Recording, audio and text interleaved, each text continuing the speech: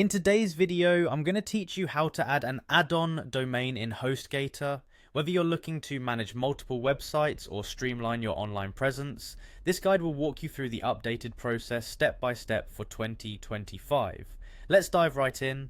We'll start our journey by heading over to your web browser and going to Hostgator's official website.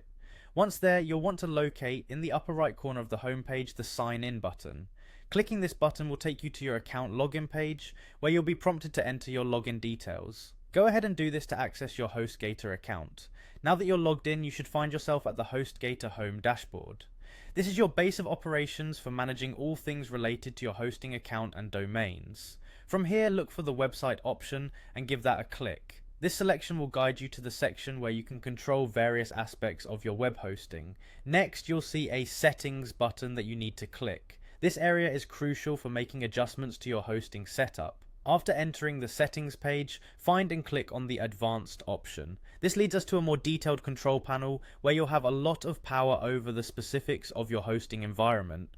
Once you're in the advanced section, seek out and click on the manage link. This step is essential as it will direct you to a section where you can handle more intricate features and functions related to your hosting service.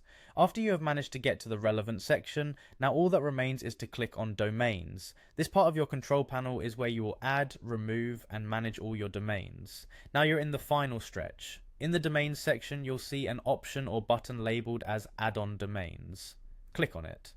Typically, you'll be asked to enter the details of the new domain you wish to add.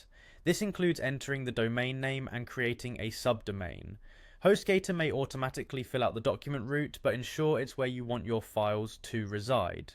With everything in place, hit the Add Domain button to finalize your process. You should see a confirmation message indicating that your add-on domain has been successfully added. It's that simple. Now, you've expanded your online real estate, all managed under the convenience of your Hostgator account.